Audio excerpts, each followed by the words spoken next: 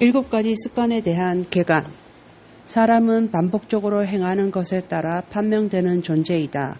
따라서 탁월함이란 단일 행동이 아니라 바로 습관이다. 아리스토텔레스. 우리의 품성은 근본적으로 습관의 복합체이다.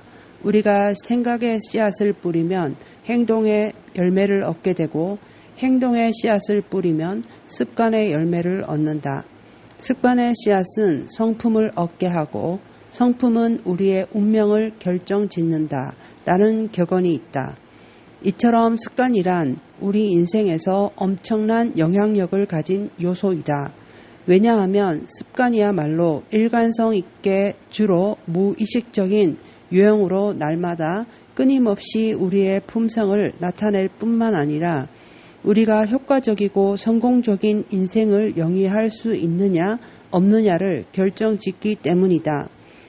위대한 교육자 호레이스만은 습관은 밧줄과 같은 것이다.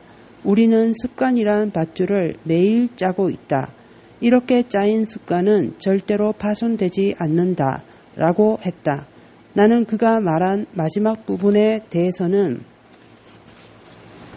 동의하지 않는다. 습관이란 고칠 수 있기 때문이다. 습관은 학습될 수 있고 학습을 통해 떨쳐질 수도 있다. 그러나 분명한 것은 습관이란 응급처치식으로 짧은 시간에 형성되고 고쳐지는 것이 아니라는 것이다. 습관의 형성은 하나의 과정으로 당사자의 무한한 결의와 성실성을 요구한다. 아폴로 11호의 달 여행을 지켜본 사람들은 달에 착륙한 최초의 우주 비행사들이 달 표면을 걷고 그 후에 지구로 귀환하는 것을 보고 모두 깜짝 놀랐다.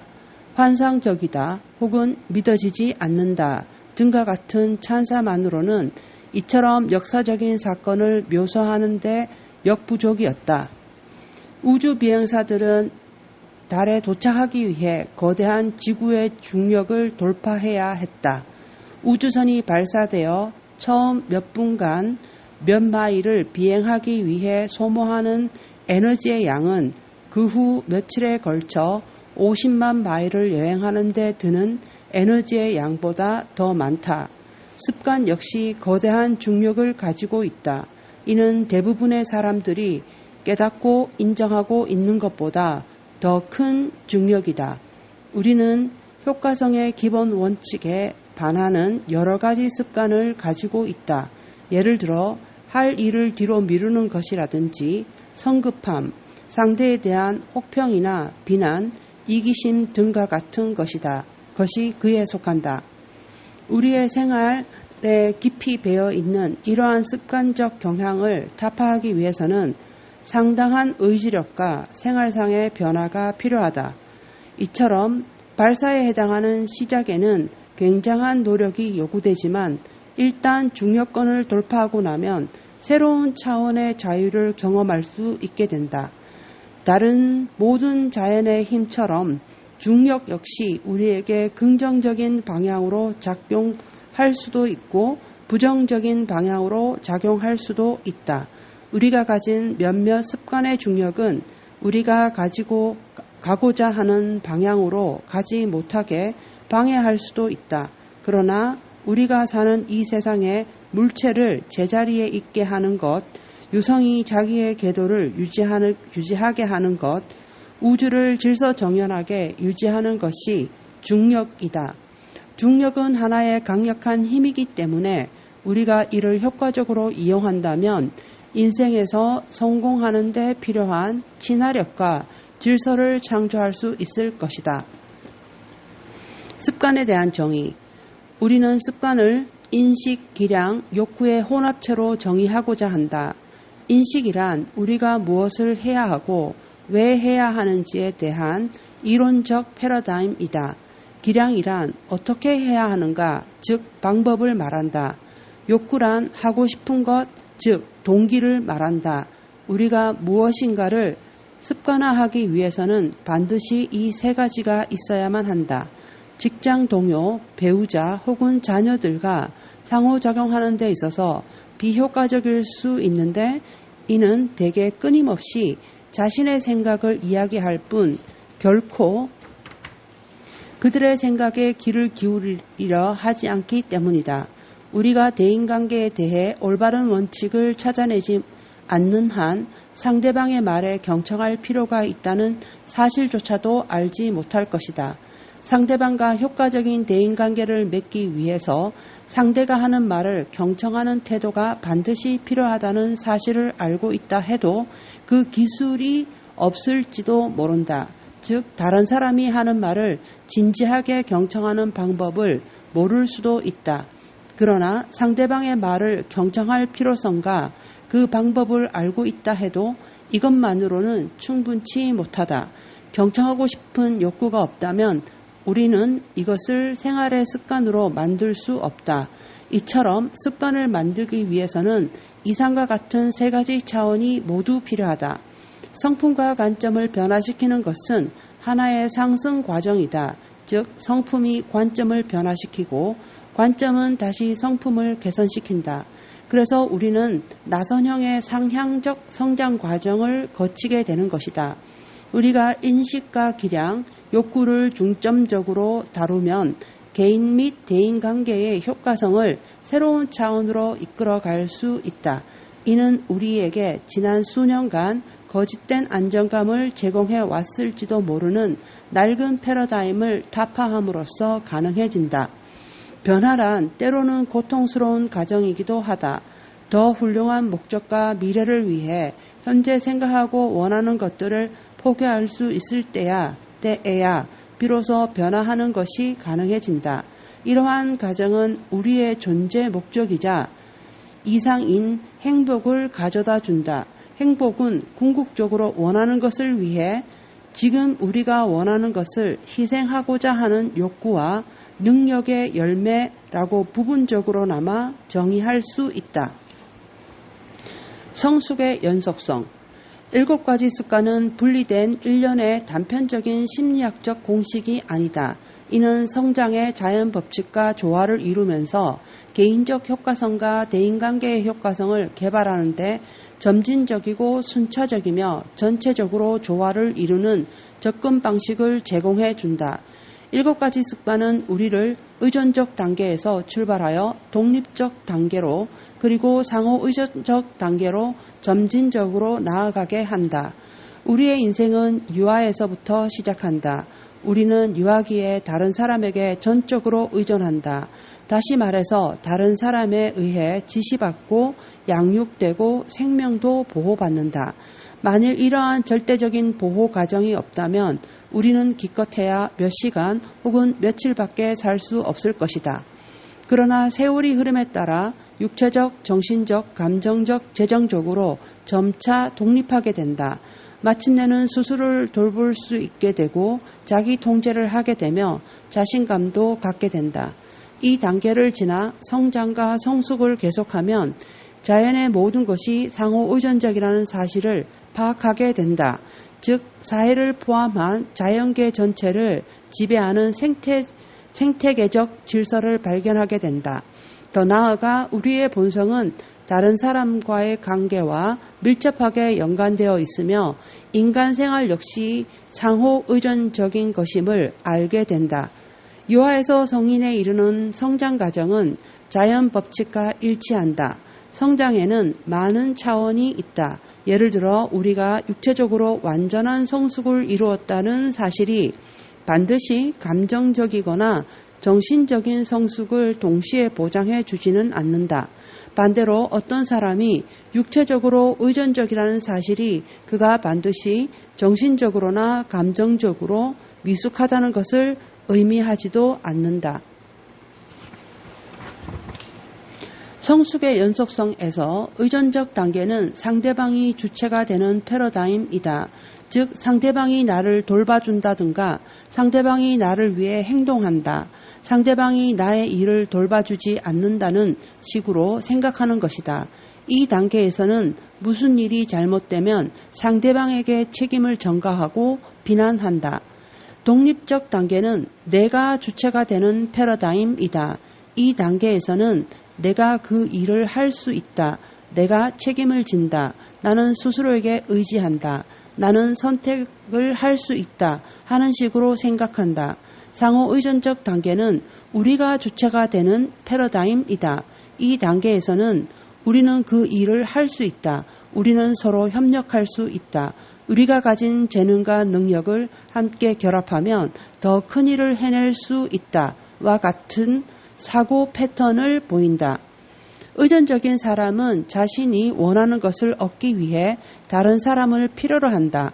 독립적인 사람은 스스로의 노력으로 원하는 것을 얻는다. 상호 의존적인 사람은 더 큰 성과를 이루기 위해 자신의 노력과 다른 사람들의 노력을 결합한다.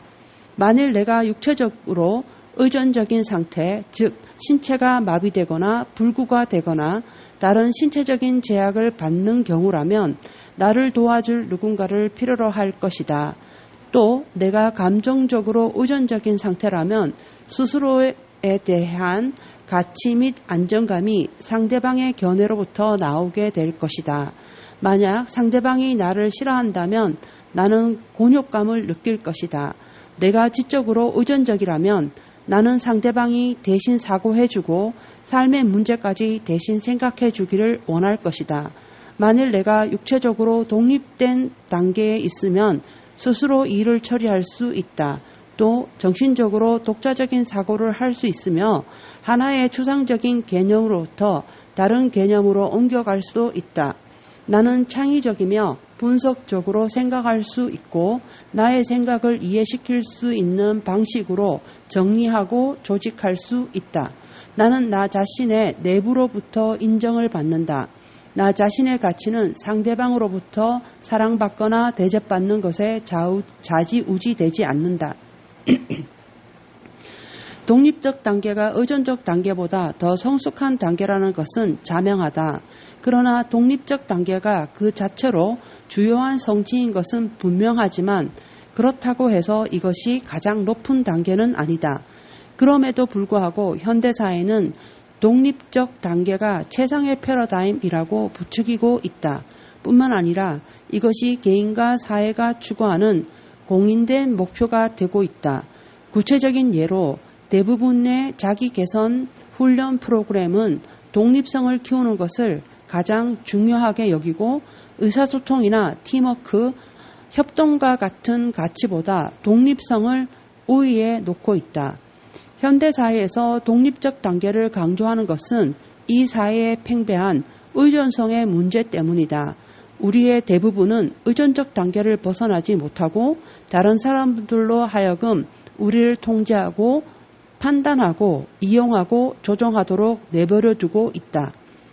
상호 의존이라는 개념만큼 사람들이 잘못 이해하고 있는 것도 없다. 우리는 독립성을 추구한다는 미명하에 이혼을 하고 자식을 버리고 모든 사회적 책임을 포기하는 모습을 쉽게 볼 수 있다. 구속에서 벗어난다, 해방된다, 자기 주장을 한다, 그리고 자신을 위한 일을 한다 등과 같은 반응들은 빠져나오기 힘든 더욱 근본적인 의존성으로 귀결되는데 그 이유는 의존성이 외적인 이유보다는 자신의 내부에서 비롯되기 때문이다. 이 같은 의존성은 다른 사람들의 문제점과 약점으로 인해 자신의 정서와 감정이 손상받고 자기의 통제받기라 어떻게 할 수 없는 사건이나 사람들로부터도 자신이 희생당한다는 느낌을 갖게 돼서 나타난다. 물론 우리는 상황을 변화시킬 필요가 있다. 그러나 의존성의 문제는 여건과 별 관계가 없는 개인적 성숙의 문제이다. 좋은 여건 속에서도 미성숙과 의존적 단계가 지속되는 경우가 흔하다. 진정한 의미에서 독립적인 성품은 우리에게 능동적으로 행동할 수 있는 힘을 부여한다. 진정한 독립성은 우리가 주위의 상황이나 다른 사람에게 의존하는 것에서 벗어나게 해주기 때문에 분명 가치 있는 목표이다. 그러나 그렇다고 해서 이것이 성공적 삶의 궁극적인 목표는 아니다. 혼자 사고하고 하는 독립성은 상호 의존적인 오늘날의 현실에는 맞지 않는다. 상호의존적인 사고와 행동을 할 수 있을 정도로 성숙하지 못한 독립적 단계의 사람들은 개인적으로는 훌륭한 성과를 내는 생산자일지 모르지만 훌륭한 리더나 팀 플레이어는 되지 못한다. 왜냐하면 이들은 결혼생활, 가족, 조직과 같은 공동체적 현실 속에서 성공하는 데 필요한 상호의존적 패러다임을 가지고 있지 않기 때문이다. 인생은 본질적으로 매우 상호의존적이다. 독립적인 생활을 통해 최대의 효과를 보려고 노력하는 것은 마치 골프채를 가지고 테니스를 치려고 하는 것과 같다. 즉 수단이 현실에 맞지 않는 셈이다. 상호의존성이란 더욱 성숙하고 진보된 개념이다. 만약 내가 육체적으로 상호의존적이라면 혼자서도 자신있게 일할 능력이 있지만 함께 힘을 합하는 쪽을 택한다. 나는 상대방과 함께 일하는 것이 혼자 하는 것보다 더 많은 것을 이뤄낼 수 있다는 것을 안다. 만약 감정적으로 상호의존적이라면 자신의 중요함과 가치를 스스로의 내부로부터 이끌어내지만 여기에 추가하여 사랑의 필요성, 다른 사람과 사랑을 주고받아야 할 필요성도 깨닫게 된다. 또 지적으로 상호의존적이라면 다른 사람의 좋은 생각과 자신의 생각을 결합할 필요가 있다는 것을 안다. 내가 상호의존적인 사람이라면 다른 사람들과 진정으로 공유하는 기회를 가진다.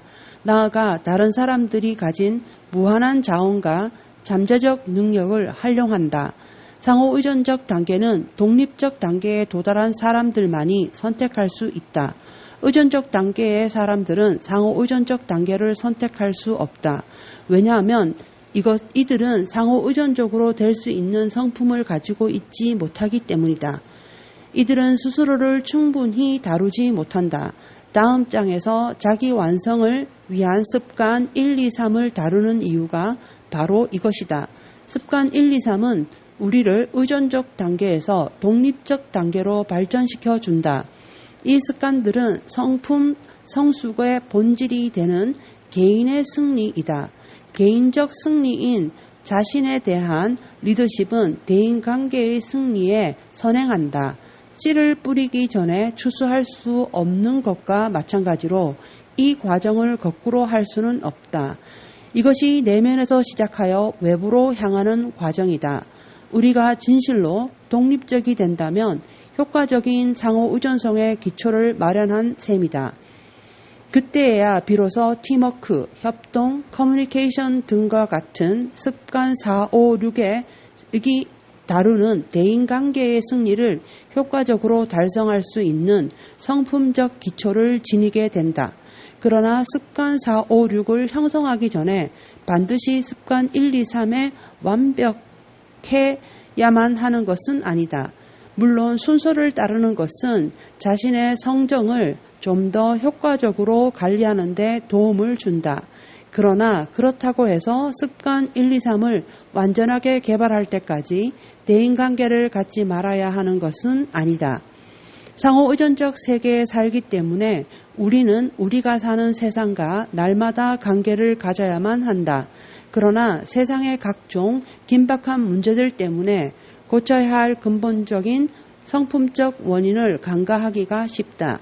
따라서 우리의 성품이 대인관계에 미치는 강력한 영향력을 이해하는 것이야말로 자연의 성장 법칙을 따르면서 좋은 성품을 위한 습관들을 단계적으로 습득하는 데 도움이 된다. 습관 7은 재충전의 습관이다. 다시 말하면 이것은 우리 인생의 4가지 기본적 차원에 대해 규칙적이고 균형 잡힌 세신을 하는 것이다. 습관 7은 다른 모든 습관들을 둘러싸고 또 보조해준다. 이것은 지속적인 자기 개선을 위한 습관으로 나선형의 상향적 성장을 가능케 하는데 각종 습관들에 대한 새로운 차원의 이해와 더 높은 차원의 실행을 함으로써 점점 더 고차원의 단계로 올라가게 한다. 49페이지에 제시된 그림은 7가지 습관의 순서와 상호의존성을 보여준다. 이 그림은 이 책에서 반복해서 사용될 것이며 여러 습관들 간의 순차적 관계와 이 습관들이 상호 관계를 형성함으로써 새로운 형태의 더 큰 가치를 만드는 시너지 효과를 살펴보는 데 이용될 것이다. 효과성에 대한 정의. 7가지 습관은 효과적인 사람이 되기 위한 습관이다. 각 습관은 원칙에 근거를 두고 있어 장기적이고 유익한 결과가 극대화되어 나타난다. 이 습관은 개인 성품의 바탕이 되는데 개인이 효과적으로 문제를 해결하고 기회를 극대화하고 지속적으로 학습하며 나선형으로 상향 성장하도록 해준다. 7가지 습관은 효과성의 습관이기도 한데 그 이유는 7가지 습관이 내가 생산 능력의 균형이라 부르는 자연 법칙과 조화를 이루기 때문이다. 많은 사람들이 이 균형을 쉽게 깨뜨린다. 우리는 이 원칙을 황금알을 낳는 거위에 관한 이솝 우화를 통해 쉽게 이해할 수 있다. 이야기는 옛날 한 가난한 농부가 어느 날 자기가 기르는 거위 우리에서 번쩍번쩍 빛나는 황금알을 발견하는 데서 시작한다. 처음에 농부는 이것이 일종의 속임수라고 생각했다. 그런데 거위알을 치워버리려고 할 때 그 알을 일단 조사해 봐야겠다는 생각이 들었다. 그 결과 거위알은 놀랍게도 진짜 순금이었다. 농부는 자신의 행운을 믿을 수 없었다. 다음 날 거위가 황금알을 또 낳자 농부는 자신의 행운을 더욱더 믿을 수 없게 되었다. 그는 매일 아침 일어나자마자 우리로 달려가서 또 다른 황금알을 찾아냈다. 곧 농부는 놀라울 만큼 굉장한 부자가 되었다. 그러나 그는 재산이 늘어감에 따라 점점 더 탐욕스럽고 성급해졌다. 농부는 거위가 매일 하나씩 낳는 황금알을 기다릴 수 없어서 거위를 죽여 황금알을 한꺼번에 얻고자 하였다. 그러나 그가 거위를 죽이고 배를 갈랐을 때 뱃속에 황금알은 하나도 없었다. 이제 농부는 더 이상 황금알을 얻을 수 없게 된 것이다. 농부는 결국 황금알을 낳는 거위를 죽여버린 셈이었다. 나는 이 우화가 효과성의 기본 정의인 원칙, 즉 자연 법칙을 강조하고 있다고 생각한다. 대부분의 사람들은 효과성을 황금알의 패러다임에 입각해 이해하고 있다. 즉, 보다 더 많은 것을 생산할수록 더 많은 일을 할수록 더 효과적이라고 생각한다. 그러나 이 우화에서 보여주듯 진정한 효과성이란 다음과 같은 2가지 요소의 함수 관계에서 나온다. 첫째는 생산되는 결과인 황금알이고 둘째는 생산을 하게 만드는 자산인 생산하는 능력을 지닌 거위이다. 만일 우리가 거위를 무시하고 황금알에만 초점을 맞춰 생활한다면 황금알을 낳는 생산 능력을 잃어버리게 될 것이다. 반면에 황금알을 얻으려는 목표 없이 단지 거위만을 돌본다면 우리가 생활하고 거위를 키우는 데 필요한 자금을 벌지 못하게 될 것이다. 효과성은 이 책에서 생산 능력이라 부르는 2가지 요소 사이의 균형에서 나온다. 이때 생산이란 바라는 결과를 만들어내는 황금알을 의미하고 생산 능력은 황금알을 만드는 자산인 거위를 의미한다. 3가지 종류의 자산.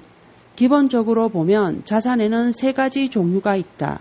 물질적, 재정적, 인적 자산이 바로 그것이다. 이제 이들 각각에 대해 차례로 살펴보자. 1. 몇 년 전 나는 물질적 자산인 잔디 깎는 기계를 한 대 구입했다. 나는 이 기계를 정비, 보수하지 않고 계속하여 사용했다. 그 기계는 2년간은 별일 없었으나 그 후부터 고장이 나기 시작했다. 내가 그 기계를 고쳐서 사용하려 했을 때는 이미 가진 엔진 능력이 절반 이상이나 사라진 후였다. 이 기계는 더 이상 쓸모없는 것이 되어버렸다. 만일 내가 이 기계를 정비, 보수하는 생산 능력에 투자를 했다면 이 기계의 생산 결과인 잘 깎인 잔디를 여전히 즐길 수 있었을 것이다. 내가 기계를 정비하고 보수하였더라면 다른 기계로 대처하는 데 드는 시간과 돈을 훨씬 더 절약할 수 있었을 것이다. 결국 나의 방법은 효과적이지 못했다. 우리는 종종 단기간의 성과나 결과를 추구하려는 욕심으로 자동차, 컴퓨터, 세탁기, 그리고 심지어 우리의 신체나 환경과 같은 값비싼 물질적 자산을 파괴하곤 한다. 생산과 생산 능력 사이의 균형을 유지하는 것이야말로 물질적 자산을 효과적으로 사용하는 지름길이다. 2. 생산 능력의 균형은 재정적 자산을 효과적으로 사용하는 데에도 막대한 영향을 미친다. 일례로 얼마나 많은 사람들이 원금과 이자를 혼돈하고 있는가? 당신은 자신의 생활 수준을 높이기 위해 좀 더 많은 한금알을 얻기 위해 원금을 까먹은 적이 없는가? 줄어드는 원금은 이자 수입, 즉 생산 능력을 줄일 것이다. 자본이 점차 줄어들어 없어지면 우리의 기본적인 욕구마저 채우지 못하게 된다. 가장 중요한 재정적 자산은 일을 해서 돈을 벌 수 있는 자신의 능력이다. 자신의 생산 능력을 개선하기 위해 계속해서 투자를 하지 않는다면 자신이 할 수 있는 활동 범위를 크게 줄이는 셈이 되는 것이다. 그렇게 되면 우리는 당장의 현실에만 급급해져서 회사나 상사가 자신을 어떻게 평가하는지 두려워하게 되고 경제적으로 의존하게 되며 방어적으로 되기 쉽다. 이것은 결코 효과적이지 못하다. 3. 인적 자산 영역에서도 생산 능력 간의 균형이 필수적이다. 어쩌면 이것은 이 영역에서 더욱 중요할 것이다. 사람이야말로 물질적 자산과 재정적 자산을 통제하는 당사자이기 때문이다. 예컨대 결혼한 두 사람이 서로의 관계를 유지하는 것보다 그로부터 얻을 수 있는 이득, 즉 한금알에 더 관심이 있어서 부부간의 깊은 관계를 유지하는 데 필요한 최소한의 친절과 예의를 무시한다면 서로에게 무감각해지고 경솔해질 것이다. 이때 부부는 서로 통제하려 들고 자신의 욕구만을 주장하며 자신의 입장을 정당화하기 위해 상대방의 잘못을 찾으려고만 할 것이다. 이렇게 되면 사랑과 풍요, 부드러움과 자발성은 사라지기 시작한다. 그 결과 거인은 나날이 병들어 간다. 부모와 자식 간의 관계는 어떠한가? 아이들은 어렸을 때 매우 의존적이며 상처받기 쉽다. 반면 우리는 자식들을 훈련시키고 이들과 대화하고 그들의 말에 귀를 기울이는 것과 같은 생산 능력을 돌보는 일을 등한시하기 쉽다. 그 대신 자기 방식대로 지금 당장 원하는 것을 얻기 위해 아이들을 조종하고 이용하려 한다. 우리는 성인이고 더 많이 알기 때문에 항상 우리가 옳다고 생각한다. 그래서 아이들에게 잔소리 말고 명령을 따르라고 한다. 또 어떤 때는 아이들에게 고함도 치고 위협하며 우리의 주장을 고집한다. 정반대로 우리는 자녀들이 원하는 대로 해줄 수도 있다. 즉 항상 아이들을 기쁘게 해주고 원하는 대로 하도록 허용해 줌으로써 한금알에 해당하는 인기를 얻을 수도 있다. 그러나 아이는 그 결과로 내적 기준이나 목표, 절제나 책임감 없는 성인으로 성장할 것이다. 권위적이든 허용적이든 우리는 모두 한금알, 즉 생산에 중점을 두고 있다. 우리는 아이들이 우리 명령을 따르거나 아이들에게서 인기를 얻으려 한다. 그러는 동안 거위인 아이들은 어떻게 될까? 아이들이 올바른 선택을 하고 중요한 목표를 성취하기 위해 필요한 능력인 책임감, 자기수양, 자신감과 같은 것의 수준은 몇 년 후에 어느 정도나 될 것인가? 아이들과 우리의 상호관계는 아이들이 정체성의 위기를 맞는 10대 청소년이 되었을 때 우리가 아무런 편견 없이 아이들의 이야기에 귀를 기울이고 한 사람의 인간으로 생각해주고 존중하며 어떤 경우라도 믿을 수 있는 관계라는 것을 아이들 자신의 과거의 경험으로부터 알 수 있을 것인가? 우리와 아이들의 관계는 서로 커뮤니케이션을 하고 서로 통할 만큼 충분히 밀접한 관계인가? 당신 딸의 방이 깨끗이 정돈되어 있기를 원한다고 가정해보자. 이때 정리정돈된 방은 생산, 즉 결과인 한금알에 해당된다. 그리고 당신은 딸로 하여금 자기 방을 깨끗이 치우게 하고 싶어 한다고 해보자. 이것은 생산 능력에 해당된다. 당신의 딸이야말로 한금알을 낳는 거위에 해당되는 생산 능력이요 자산이다. 만약 당신이 생산 능력의 균형을 유지하고 있다면 딸은 잔소리를 들을 필요도 없이 기쁜 마음으로 자기 방을 깨끗이 청소한다. 그 이유는 자기 방 청소를 자기 의무로 알고 있고 또 의무를 완수하도록 훈련되어 있기 때문이다. 이 경우 아이야말로 한금알을 낳는 자산이다. 그러나 당신의 패러다임이 생산물, 즉 방을 깨끗이 하는 데만 초점을 맞춘다면 당신은 딸에게 방을 깨끗이 청소하라고 잔소리를 하게 될 것이다. 당신은 원하는 한금알을 얻기 위해 청소하지 않는 딸에게 고함치며 위협까지 하게 된다. 결과적으로 거위의 건강과 행복을 점차 악화시키는 것이다. 이제 우리 딸 아이와 경험했던 생산 능력에 관한 이야기를 해보겠다. 나는 아이들 하나하나와 정기적으로 데이트하는 것을 좋아하는데 한 번은 딸아이와 할 차례가 되었다. 데이트 자체도 좋지만 날짜와 차례를 정해놓고 기다리는 재미도 보통이 아니었다.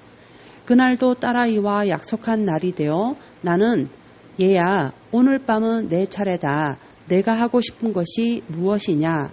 라고 물었다. 아빠, 괜찮아요. 라고 딸아이가 대답했다. 나는 아니다, 얘야. 내가 정말로 하고 싶은 것이 무엇인지 말해보렴. 하고 다시 물었다. 글쎄요, 제가 하고 싶은 것은 아빠가 싫어할 거예요. 라고 말했다. 나는 진지하게 아니다, 괜찮다, 얘야. 나는 내가 원하는 것을 하고 싶다. 그것이 무엇이든 내가 결정해라. 라고 말했다. 그러자 딸아이는 나는 스타워즈 영화를 보고 싶어요. 라고 대답했다. 그러나 저는 아빠가 스타워즈를 좋아하지 않는다는 것을 알고 있어요. 전에도 아빠는 영화관에서 계속 졸았어요. 아빠는 환상적인 영화를 좋아하지 않죠. 그러니 괜찮아요, 아빠. 아니다, 얘야. 만약 내가 그것을 원한다면 나도 보고 싶구나. 아빠, 걱정하지 마세요. 또 우리가 오늘 꼭 데이트를 하지 않아도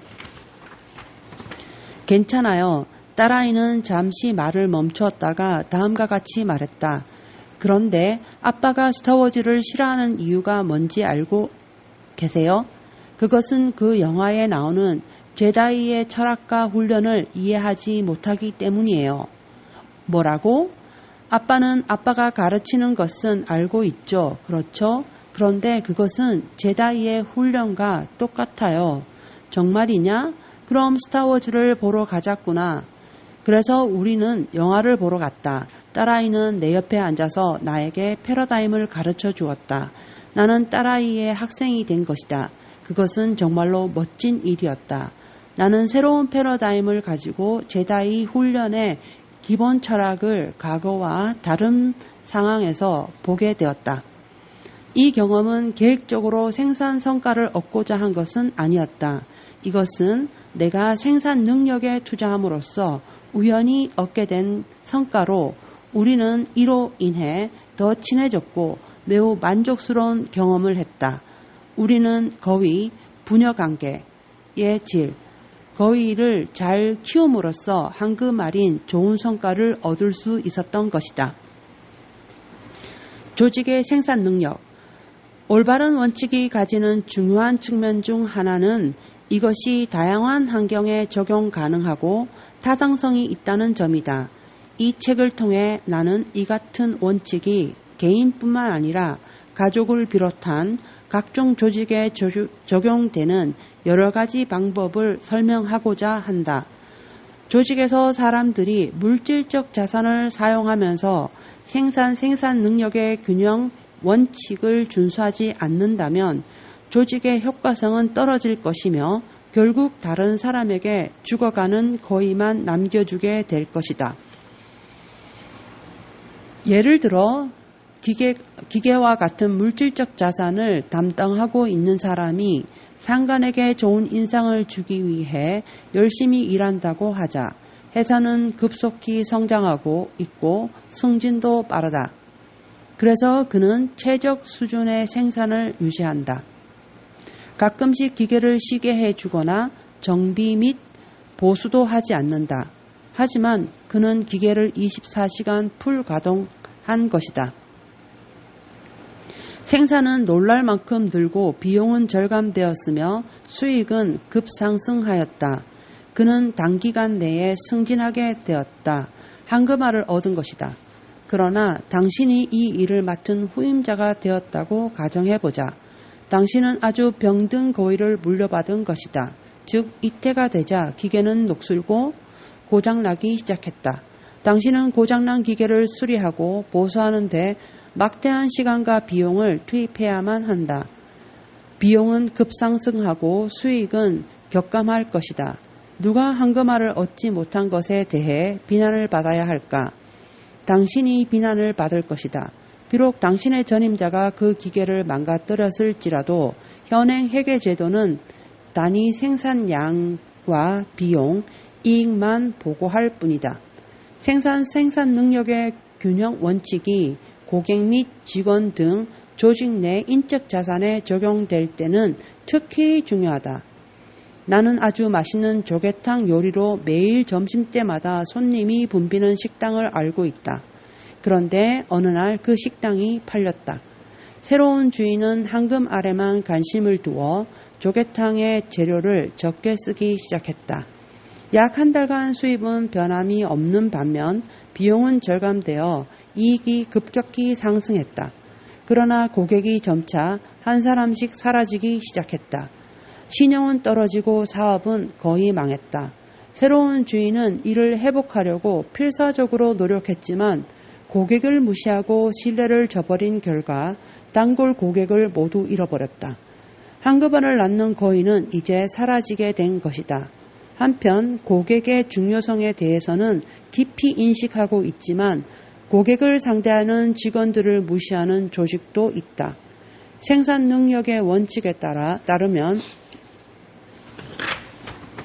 직원이 고객을 최고로 대우해 주길 원하는 만큼 조직은 직원을 잘 대우해 주어야 한다.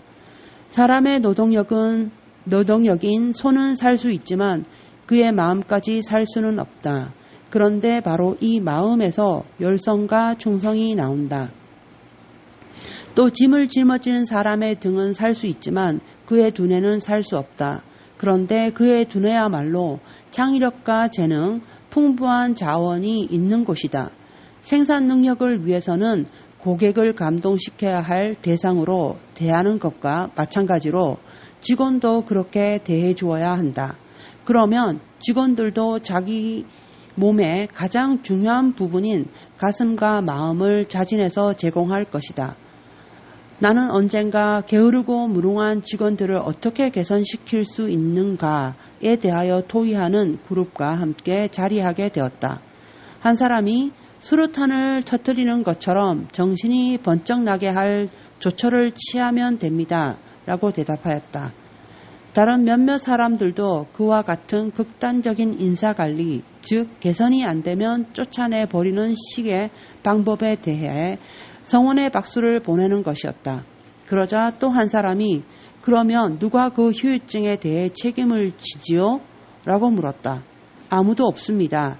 라는 대답이 나왔다. 그러자 한 사람이 이렇게 물었다. 만일 고객에게 그런 식으로 하면 어떻게 됩니까? 당신이 물건을 살 의사가 없다면 여기서 쫓아내겠소 라고 말할 수 있습니까? 그 사람은 이어서 이렇게 말했다. 고객들에게 그렇게 할 수는 없지요. 그러면서 어떻게 직원한테는 그렇게 할 수 있습니까? 그 이유는 그들이 우리 직원이기 때문이죠.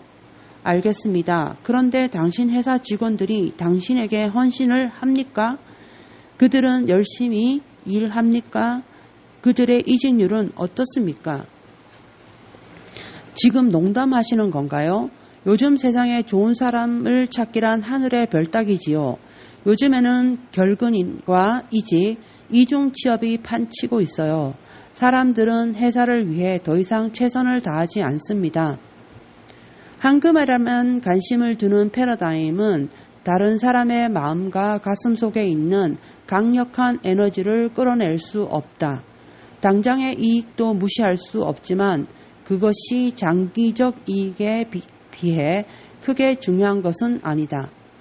효과성은 균형에 달려 있다. 생산에 대한 지나친 집착은 건강을 해치고 기계를 망가뜨리고 자금을 고갈시키며 상호관계를 파괴한다. 생산 능력에 대해 지나치게 집착하는 것은 하루 3-4시간씩 조깅을 하는 사람이 운동으로 소비한 시간은 의식하지 못한 채 이를 통해 10년은 더 살 것이라고 주장하는 것과 같다. 또한 직장을 갖지 않고 끊임없이 학교만 다니는 사람도 결코 황금알을 생산할 수 없다. 이것은 사실 영원한 학생 증후군이라 할 수 있다. 생산 능력의 균형 유지, 즉 황금알과 거위의 건강과 행복 간의 균형을 유지하는 데는 상당히 어려운 판단이 요구된다. 그러나 나는 이것이야말로 효과성의 본질이라고 생각한다. 이것은 단기적인 것과 장기적인 것 사이에 균형을 맞추는 것이다. 이것은 좋은 점수를 따는 것과 참다운 배움을 위해 노력하는 것 사이의 균형을 의미한다. 방을 깨끗이 유지하려는 욕망과 자녀가 스스로 방 청소를 기쁜 마음에서 기꺼이 아무런 감독 없이 하게 하는 것 사이의 균형을 유지하는 것이기도 하다. 더 많은 황금알을 얻기 위해 지나치게 가로하면 아프거나 지쳐서 더 이상 황금알을 얻을 수 없게 된다. 충분히 쉬거나 잠을 자고 난 뒤 온종일 능률적으로 일할 수 있음을 경험한 사람이면 누구든지 생산 능력의 균형 유지에 관한 진리를 이해할 수 있을 것이다. 또한 다른 사람에게 자기 주장을 고집하여 관계가 소원해짐을 느낄 때나 좋은 대인관계를 맺어 진정한 협조와 대화가 가능해지고 대단한 결과가 나타남을 보았을 때도 이 진리를 체험했을 것이다. 이러한 생산 능력의 균형이 바로 효과성의 본질이다. 이것은 우리가 사는 인생의 모든 영역에서 입증된다. 우리는 이 균형의 원칙에 따른 삶을 살 수도 있고 따르지 않으며 살 수도 있다. 그러나 이 균형의 진리는 영원하다. 이것은 마치 등대와 같다. 따라서 이 균형의 진리야말로 이 책이 다루는 7가지 습관이 기초로 하고 있는 효과성에 대한 정의이며 패러다임이다. 이 책의 사용 방법. 이 책을 읽기 전에 우선 이 책을 통해서 독자가 얻게 될 가치를 크게 증대시켜 줄 2가지 패러다임 전환을 제언하고자 한다. 첫째, 이 책을 그저 한번 읽어보고 책꽂이에 꽂아두는 그런 종류의 책으로 여기지 말라고 권하고 싶다. 당신이 이 책의 전체적인 내용을 파악하기 위하여 한 번에 완전히 독파해버릴 수도 있다. 그러나 이 책은 변화와 성장의 지속적인 과정에서 동반자가 되도록 설계되어 있다. 이 책은 순차적으로 편집되어 있고 각 장의 끝에는 응용 아이디어를 마련해 두었기 때문에 하고 싶을 때면 언제든지 특정한 습관에 대해 집중적으로 공부할 수 있다. 당신이 이해하고 실천함에 있어서 수준이 한 단계 높아질 때마다 각장의 원칙으로 다시 되돌아가 다시 학습함으로써 인식, 기량, 욕구를 키워갈 수 있을 것이다. 둘째, 이 책을 읽으면서 당신의 패러다임을 학습자의 입장에서 교사의 입장으로 전환할 것을 제안하고자 한다. 내면에서 시작하여 외면으로 향하는, 즉 자기가 이해한 다음 타인을 이해시키는 접근 방법을 채택하여 학습한 후 48시간 내에 그 내용을 누군가 다른 사람에게 가르쳐 주거나 토의하겠다는 목적을 가지고 이 책을 읽었으면 한다. 당신이 만일 48시간 내에 누군가 다른 사람에게 생산 능력의 균형 유지에 대한 내용을 가르쳐 주기로 했다면 앞장에 있는 내용을 읽을 때 더 주의해서 보았을 것이다. 지금부터라도 이것을 실행해 보라.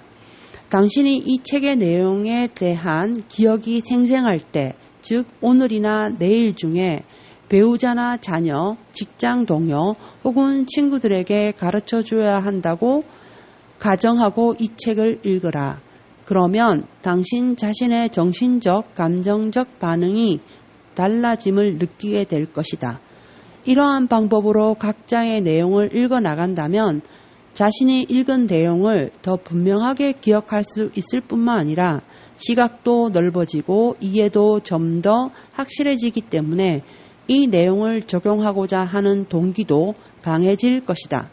여기에 추가하여 만일 당신이 이 책에서 배운 것을 다른 사람들과 마음을 열고 솔직하게 이야기한다면 다른 사람들이 당신에 대해 가지고 있었던 부정적인 인식이나 낙인이 사라지는 경향을 발견하고 깜짝 놀라게 될 것이다.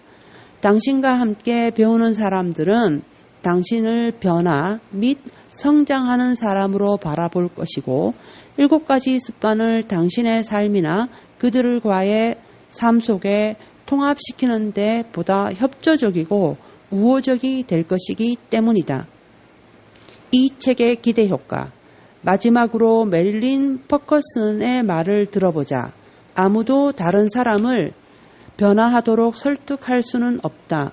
우리는 누구나 오직 내면에서만 열 수 있는 변화의 문을 지키고 있다.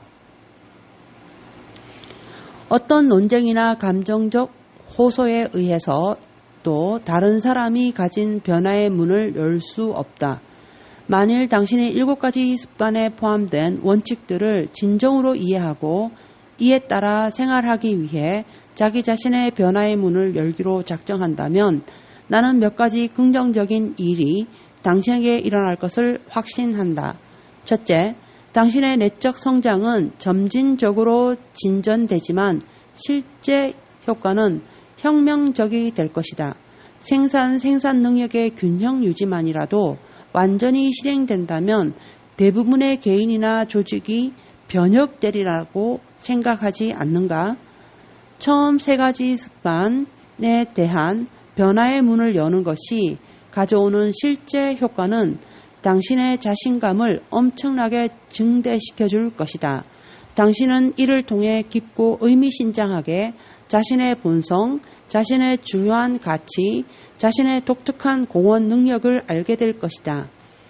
자신의 가치를 발현해감에 따라 자기 정체성, 성실성, 자제력, 독자성 등은 당신에게 기쁨과 마음의 평안을 불러 넣어줄 것이다.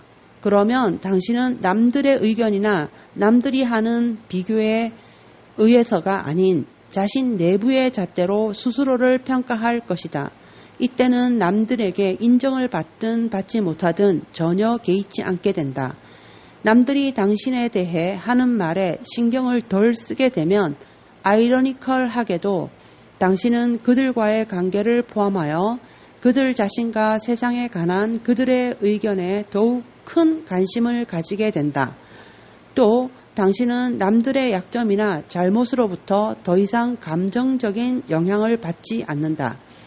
여기에 추가하여 내면에 본질적으로 변화하지 않는 것이 있기 때문에 보다 쉽고 바람직하게 변화해가는 자신을 발견할 것이다. 그 다음 단계에서 추가되는 세 가지 습관, 대인관계의 승리에 대해 앞에서 말한 변화의 문을 열면 악화되고 있거나 이미 파괴된 중요한 인간관계를 치유하고 재건할 수 있는 욕구와 수단을 발견하여 치유와 개선을 위해 노력할 수 있을 것이다. 또한 기존의 좋은 인간관계도 더욱더 훌륭한 관계로 개선될 것이며 더 깊고 더 친밀하고 더 창의적이며 더욱 발전적으로 변화될 것이다. 7번째 습관은 당신이 충분히 내면화하기만 한다면 앞에 6가지 습관을 새롭게 해줄 것이다. 이것은 당신을 진정으로 독립적이고 효과적으로 상호의존적인 사람으로 만들어준다. 또한 이를 통해 자신의 배터리를 재충전할 수도 있다. 당신의 현재 상황이 어떻든 나는 당신이 당신의 습관 자체가 아님을 확신한다. 당신은 자신을 파괴하는 낡은 행동을 새로운 방식, 즉 효과적이고 행복과 신뢰를 바탕으로 한 인간관계를 가능케 하는 새로운 습관으로 바꿀 수 있다. 나는 당신이 이 습관들을 공부함으로써 성장과 변화의 문을 열도록 진심으로 격려해주고 싶다. 우선 자신에 대해 인내심을 가져야 한다. 자기 성장 과정은 부서지기 쉬운 혼자만의 신성한 영역이다. 그러나 이 세상에 이보다 더 큰 투자 가치가 있는 것은 없다. 이렇게 되는 것은 어려운 일이며 지름길은 없다. 그러나 나는 당신이 이를 위해 노력하면 큰 혜택을 얻게 되고 고무적이며 즉각적인 이익도 얻게 될 것임을 확신한다. 토머스 페인은 이렇게 말했다. 우리는 쉽게 얻은 것에 대해서 너무 가볍게 생각한다. 만물에 그 가치를 부여하는 것은 각자가 생각하는 기중함 뿐이다. 하느님만이 만물에 적절한 가치를 부여하는 방법을 아신다.